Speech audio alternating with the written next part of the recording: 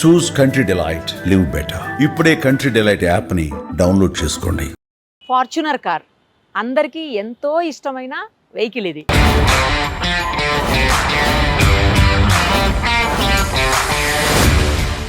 అయితే ఇప్పుడు మన పక్కన ఉన్నటువంటి ఈ వెహికల్ ఏకంగా 6 లక్షల కిలోమీటర్లు దేశవ్యాప్తంగా తిరిగేసి వచ్చింది.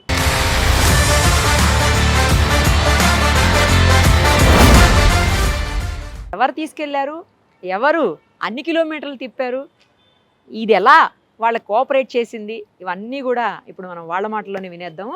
ఆ అబ్బాయిని పిలిచి ఇంటర్వ్యూ చేస్తే మనకు అన్ని డీటెయిల్స్ వచ్చేస్తాయి. ఇప్పుడు ప్రస్తుతం మనతో పాటు ఈ వెహికల్ ఏదైతే 7 లక్షల చిల్లర తిరిగిందో ఆ వెహికల్ ఓనర్ కృపాల్ కృష్ణ గారు ఉన్నారు. ఆయనతో మాట్లాడదాం ఒకసారి. ఎక్కడెక్కడ తిరిగి వచ్చింది వెహికల్, దీని స్పెషల్స్ ఏంటి అన్నీ కూడా ఆయన అడిగి తెలుసుకుందాం. నమస్తే అండి. నమస్తే. యా, ఏంటి ఇలాంటి ఒక వెహికల్ని తీసుకొని మొత్తం ఇండియా అంతా తిరిగి రావాలన్న ఆలోచన మీకు అసలు ఎందుకు వచ్చింది? లైక్ చిన్నప్పటి నుంచి నేషనల్ జియోగ్రఫీలో అవన్నీ లైక్ ట్రావెలర్స్ ఇవన్నీ చూస్తుండే. మీరు వ్లాగరా? చేస్తుండే. లైక్ కొంచెం ఇప్పుడు టైంలో సో మళ్ళీ స్టార్ట్ చేద్దాం అనుకుంటున్నాను. సో ఇంకా లైక్ ఎట్లా సోలోగా ట్రావెల్ చేయడము, లైక్ కొత్త ఎక్స్పీరియన్సెస్ అనేది నాకు తీసుకోవడం అనేది చాలా ఇంట్రెస్ట్ అనమాట. లైక్ డిఫరెంట్ ఎక్స్పీరియన్సెస్ ఎట్లుంటాయి, కనెక్టింగ్ న్యూ పీపుల్. సో ఇవన్నీ నేను ట్రై చేస్తుంటాను అనమాట. లైక్ ఏంటంటే ఆఫ్ రోడింగ్కి వెళ్ళడము, హార్స్ రైడింగ్.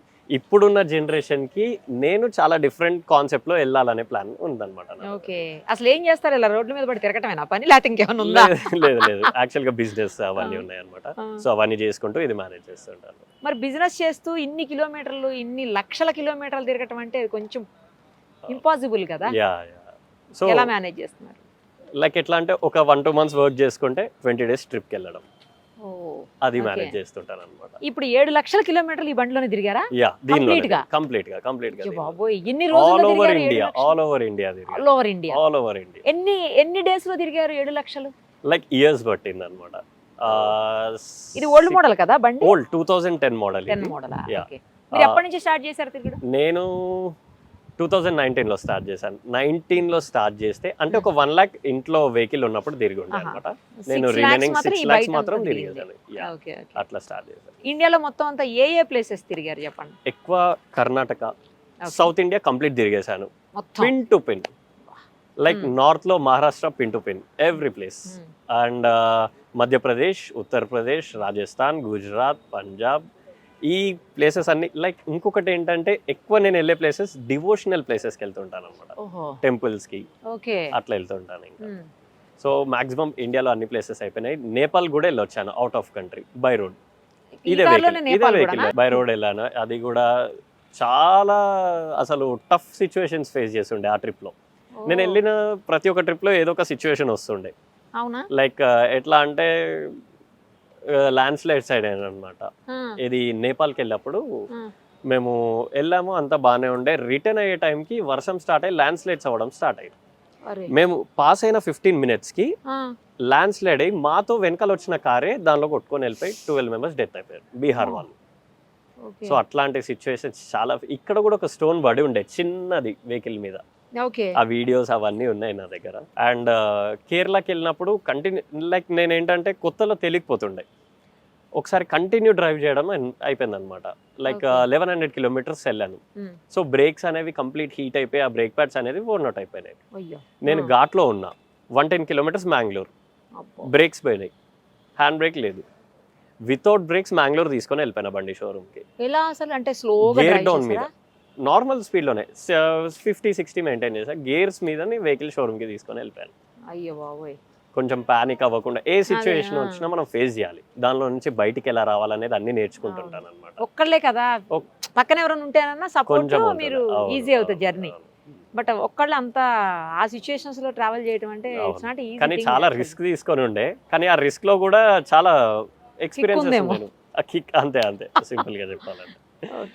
కానీ the best experience I have had. ఇప్పుడు వరకు మీరు చూసినటువంటి అన్ని స్టేట్స్ లో మీకు బాగా నచ్చిన స్టేట్, అస్సలు నచ్చని స్టేట్ రెండు చెప్పండి. నచ్చిన స్టేట్ కర్ణాటక. లైక్ పోలీస్ కానీ, అక్కడ ఉన్న పీపుల్, లైక్ ఉన్న ప్లేసెస్, టెంపుల్స్ కానీ, పోలీస్ చాలా ఫ్రెండ్లీగా ఉంటారు. వెళ్ళిన దగ్గర ఎక్కడ ప్రాబ్లం అనేది అస్సలు ఉండదు. అండ్ ప్రాబ్లం అంటే బేసిక్ ఎక్కడ అంత ప్రాబ్లం ఏమి అవ్వలేదు. బీహార్లో కొంచెం ప్రాబ్లం అనిపించింది. ఏమైంది? బీహార్లో ఒక సిచ్యువేషన్ ఏమొచ్చిందంటే గన్ పాయింట్ పెట్టారనమాట నాకు. అసలు ఎక్స్పెక్ట్ చేయలేదు. నార్మల్గా ఏమైందంటే నేపాల్ నుంచి రిటర్న్ అయ్యటంలో బేసిక్గా మనం బీహార్ బార్డర్లో నుంచి రావాలన్నమాట. Okay. బిర్గంజ్ అనే బార్డర్ ఉంటుంది మనకి. ఓకే. సో ఆ బార్డర్లో నుంచి క్రాస్ అయిపోయి వచ్చేసాము. మ్యాప్స్ ఏమైపోయింది, సమ్ స్ట్రేట్ హైవే నుంచి తీసుకెళ్లాల్సింది ఊర్లో నుంచి డైవర్ట్ చేసింది. గూగుల్ తల్లి ఒక్కోసారి అట్లా అంతే, చేస్తుంది. అది ఇంకా అది కావాలి. సో మేము ఇట్లా ఊర్లో నుంచి వస్తుంటే ఎవరో అబ్బాయి సైకిల్స్ అడ్డం పెట్టి ఉన్నాయి. ఓకే. లైక్ రీసెంట్గా మేము ఇప్పుడు నేను సపోజ్ ఏంటంటే ఏదైనా ప్లేస్కి వెళ్తున్నా అంటే దాని గురించి కొంచెం ఎంక్వైరీ చేస్తుంటా. అక్కడ పీపుల్ ఎట్లుంటారు, బిహేవియర్ ఏంటి చెప్పలేం మనం. బెటర్ కదా ఏ సిచువేషన్ ఫేస్ చేయాల్సి వస్తుందని. అట్లా నేను తెలుసుకొని ఉండే బీహార్ కొంచెం మాఫియా కల్చర్ ఉంటుంది, గన్ కల్చర్ ఉంటుందని వింటుండే. సో అక్కడ నాకు ఒకసారి ఈ సైకిల్స్ రోడ్కి అడ్డం పెట్టడం ఏంటి అది అనే టైప్లో నేను నార్మల్ స్లో చేశాను కానీ బండి ఆపలేదు. నాకు సడన్గా స్ట్రైక్ అయింది. చూస్తే చిన్న పిల్లలు లైక్ స్కూలింగ్లోనే 10th సమ్ ఏదో ఉంటారు. అది బొమ్మ కన్నా రియల్ గానే అసలు నేను అట్లా ఆ బొమ్మ కన్నా ఏమో సమ్ సైకిల్స్ పెట్టి ఇట్లా చేస్తున్నారు మనీ లూటింగ్ కోసం సంథింగ్ ఏదో అనుకున్నా. డైరెక్ట్ గన్ పాయింట్ ఇట్లా పెట్టేసాడు. చేతి నిండా కర్రలు, 3 to 4 పీపుల్ ఉన్నారు. సింపుల్ గా బండి ఆపలేదు, డైరెక్ట్ సైకిల్ మీద నుంచి బండి కొట్టేసా. ఎందుకంటే సిచ్యువేషన్ ఆపితే అవుట్ ఆఫ్ కంట్రోల్ అయిపోతుంది. ఒక్కరినే ఉన్నా, ఏం చేయాలో తెలియదు. అక్కడి నుంచి బయటపడాలి. సింపుల్ గా బండి అక్కడి నుంచి కొట్టేసి ఫాస్ట్ గా హైవేకి రీచ్ అయిపోయినా. 15 kilometers ఉండే. వెంటనే హైవే ఎక్కేసినాక అప్పుడు కొంచెం ఊపిరి తీసుకున్నాను అనమాట. ఇంకా ఎవరు ఫాలో చేయడం ఇంకా అంటే నేను ఆ రేంజ్ స్పీడ్ లో వెళ్ళిపోయాను అక్కడ. ఎందుకంటే మనం బయట పడాలి సిచ్యువేషన్ నుంచి, కొంచెం పానిక్ అయిపోతుంటాం. సో అదొక సిచ్యువేషన్ వచ్చిండే. అట్లా ఇంకా కొన్ని మంచి మూమెంట్, బెస్ట్ మూమెంట్ ఏదన్నా మీకు ఫేస్ అయిందంటే ఏంటది? బెస్ట్ మూమెంట్ అంటే లైక్ కనెక్టింగ్ న్యూ పీపుల్. ఇదే నేను కర్ణాటకలో గోకర్ణకి వెళ్ళాను అనమాట. లైక్ అదర్ కంట్రీ వాళ్ళు కూడా వస్తుంటారు అక్కడికి. చాలా మంచి పీపుల్ని కనెక్ట్ అయ్యాను. లైక్ నోయింగ్ ద థింగ్స్, వాళ్ళు ఇండియాకి వస్తే ఎట్లుంటారు, ఇక్కడ పీపుల్ని వాళ్ళు లైక్ అంతా మొత్తం తెలుసుకొని ఉండే. ఎన్ని టెంపుల్స్ తిరిగారు ఓవరాల్ గా through out India? Maximum all temples covered. అంటే నెంబర్ కౌంట్ అట్లా ఏం లేదు. మాక్సిమం ఇప్పుడు లైక్ జ్యోతిర్లింగాలు ఇవంటాం అన్ని అయిపోయింది. అండ్ శక్తి పీఠాలు అన్ని 18 శక్తి పీఠాలు మొత్తం అన్ని కంప్లీట్ చేశాను. నేను ఎప్పుడు లైక్ ఏంటంటే కౌంటింగ్స్ ఇవన్నీ అట్లా ఏం పెట్టుకోను, వెళ్ళాలనిపిస్తే వెళ్ళిపోతాను. నాకు ఇంకొకటి ఏంటంటే మెయిన్ సపోర్ట్ మా ఇంట్లో మా పేరెంట్స్. ఇప్పటికిప్పుడు డాడీకి కాల్ చేసి, డాడీ ఇట్లా నేను సపోజ్ కాశీకి వెళ్దామని అనుకుంటున్న కార్లో అంటే, సరే బిడ్డ వెళ్ళిపో అని అంటాడు. అంతే, ఏమన్నాడు. లగేజ్ ఉందా ఏముందా? మమ్మీ కూడా ఓకే ఎప్పుడు వెళ్తున్నావు, యా ఓకే ఫైన్ జాగ్రత్త, మళ్ళీ ఎప్పుడు వస్తావు, ఏం లేదు, అది కూడా అడగరు. అంత సపోర్టివ్ అంటారు. ఎందుకంటే నేను కూడా వాళ్ళకు ఒక ట్రస్ట్ అనేది ఇచ్చిన. ఎక్కడికి వెళ్ళినా సేఫ్గా వెళ్ళడం, ప్రికాషన్స్ తీసుకోవడం, అవన్నీ ఫాలో అవుతుంటాను. మరి మీ థింగ్స్, డ్రెస్సెస్ అవన్నీ దీనిలోనే పెట్టేసుకుంటా. నేను బేసిక్ ఏంటంటే ఏదైనా కొంచెం ట్రిప్ని ఎక్స్ప్లోర్ చేయాలనే టైప్లో వెళ్ళినప్పుడు హోటల్స్ బుక్ చేసుకోను. అదే ఇప్పుడు ఎక్కడ ఉండబోతారు, స్టే ఏంటని అడగబోతున్నాను. హోటల్స్ బుక్ చేసుకోను. వెహికల్లో బ్యాక్ సైడ్ 2 seats తీసేస్తా. తీసేసి కంఫర్టర్ అవన్నీ సెట్ చేసుకుంటాను అన్నమాట. అండ్ ఈవినింగ్ 7:30 అయిందంటే వెహికల్ ఆఫ్. నేను ఎక్కడున్నా డ్రైవ్ చేయను, అక్కడ ఆగిపోతా. మళ్ళీ మార్నింగ్ ఎప్పుడు స్టార్ట్ చేస్తారు? మార్నింగ్ 6:30, 7కి. నాకు తెలిసి నేను ఇంత ట్రావెల్ చేసిన దానిలో ఒక 10 to 15 times హోటల్లో స్టే చేశాను. మరి ఫ్రెష్ అప్ అవటము అట్లా? Fresh up in the sense ఇంకా బయట నార్మల్ గా క్యాజువల్ గా ఇప్పుడు స్నానం చేయాలి, ఎట్లా పెట్రోల్ బంక్స్ అవి ఉంటుంటాయి కదా, సింపుల్ లైఫ్ లాగా నేను బయట లీడ్ చేస్తుంటా అంతే. వాటర్ ఫాల్స్ అక్కడ కూడా వెళ్ళి చేశారా ఎప్పుడన్నా? అట్లా వెళ్ళాను, అట్లా కూడా వెళ్ళాను. ఇది అక్కడే స్నానం చేసేసి అక్కడే అన్ని మళ్ళీ కార్ ఎక్కేయడమే. నేపాల్కి వెళ్ళినప్పుడు ఇట్లనే లైక్ హోటల్స్ లో ఎందుకు అని చెప్పేసి రోడ్ మీద వెళ్తుంటే వాటర్ ఫాల్స్ కనిపించింది. చూస్తే చల్లగా ఉన్నాయి నీళ్లు. లిటరల్ గా లైక్ ఎట్లుంటాయంటే మైనస్ లోనే ఉండే వాటర్, ముట్టుకుంటే గడ్డ కట్టిపోతాం. నాకు సైనస్ ప్రాబ్లం ఉంది. సరే ఏదైనా కానీ చేసేద్దామని అక్కడ కూడా ఎక్స్పీరియన్స్ చేయాలనేసి ముందరికి వెళ్ళిపోతాం అంతే. ఇంకా ఒక్కళ్ళకే ఇంత తిరుగుతుంటే బోర్ అనిపించలే? అస్సలు నాకు ఒక పాయింట్ లో అనిపించింది, అసలు నేను ఒక్కరిని ఎందుకు తిరుగుతున్నా, బోర్ కొట్టదా అని అనిపించింది. కానీ ఇప్పుడు అది మైండ్ లోకి రాలేదు, ఒకరు ఉండాలి అనేది. కొంచెం టైం పాస్ అవుతుంది, ఫ్రెండ్ ఎవరన్నా ఉంటే.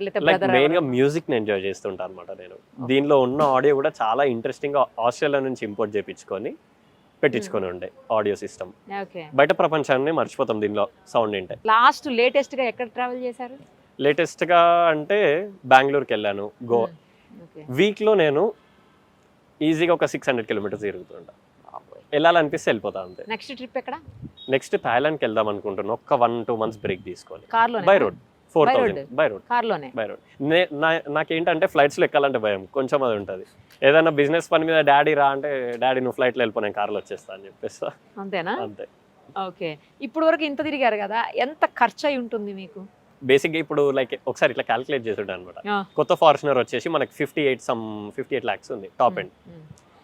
దీనిలో నేను పోసింది 60 lakhs డీజిల్. బండి కొన్నదానికి డబుల్ డీజిల్ పోసుకుంది కదా. 60 lakhs రూపీస్ డీజిల్ పోసారా? యా. అమ్మో, ఎంత వస్తుంది ఇది మైలేజ్? మైలేజ్ వస్తుంది 19-20 వస్తుంది. 20 వస్తుందా? 20 వస్తుంది పక్కా. ఎందుకు అంత ఎట్లా వస్తుంది? మామూలుగా ఫార్చునర్స్ అని రావు కదా. అవునవును, అంటే లైక్ స్మూత్ గా డ్రైవ్ చేస్తుంటాను, మంచి నీట్ మెయింటెనెన్స్, కండిషన్ ఎప్పుడు టైం టు టైం అన్ని పెట్టేసుకుంటుంటాను. లైక్ మెకానికల్ గా కూడా కొంచెం నాకు ఐడియా ఉందన్నమాట. ఇప్పుడు దీనికి ఏదైనా రోడ్ మీద ప్రాబ్లం వచ్చిందంటే నేను దీన్ని మళ్ళీ స్టార్ట్ చేసుకొని వెళ్ళిపోతా. అది ఉంది ఎట్లయినా.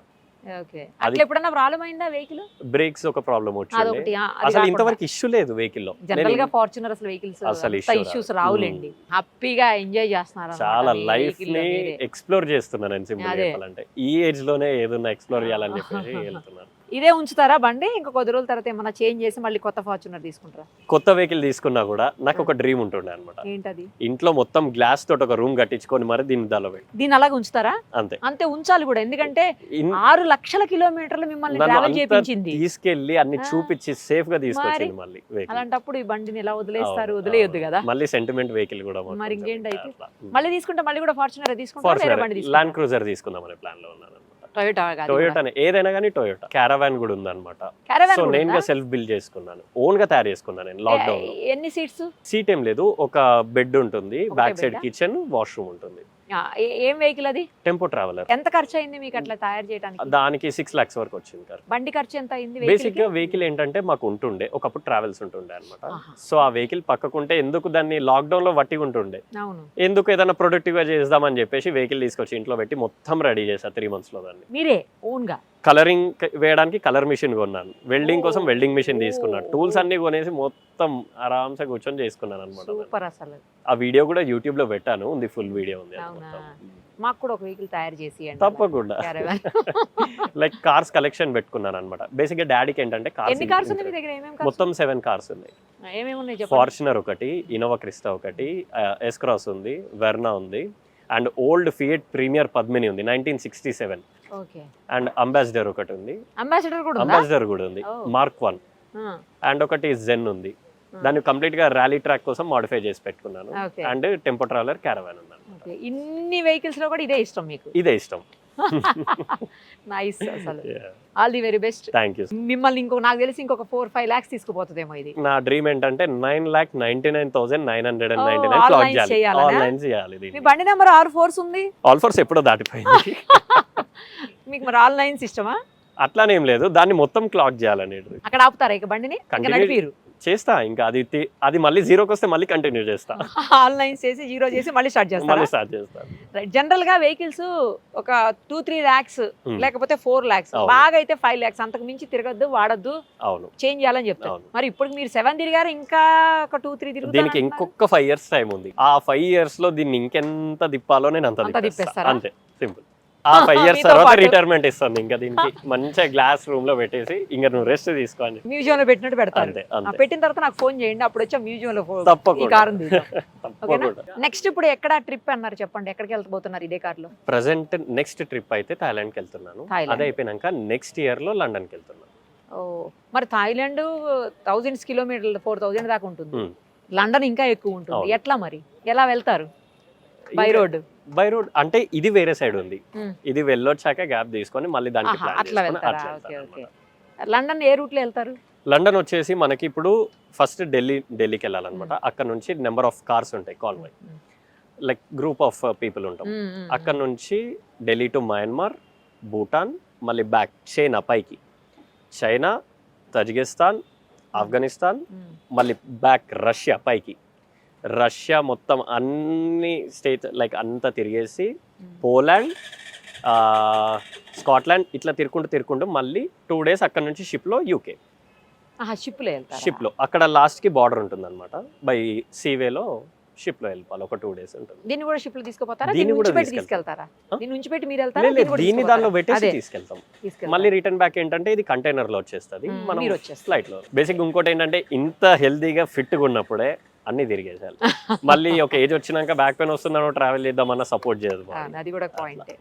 ఏమన్నా రికార్డులు నెలకొల్పాలి లేకపోతే దేంట్లోనన్నా అట్లా ఏం లేదు, నా సెల్ఫ్ కోసం అట్లేం లేదు. ఏదైనా నా సెల్ఫ్ కోసం, నా సెల్ఫ్ సాటిస్ఫాక్షన్ కోసం నేను ఈ లైఫ్ లో ఇంత హ్యాపీగా ఇన్ని చూసా, ఇంత హ్యాపీగా ఉన్నా అనేదే నా కాన్సెప్ట్. నాది నాకుంటే సరిపోతుంది. Thank you, all the very best. Thank you so much. Thank you so much. Suman టీవీలో మీ పర్సనల్ అండ్ బిజినెస్ ప్రమోషన్స్ కోసం కింది నెంబర్కి కాంటాక్ట్ చేయండి.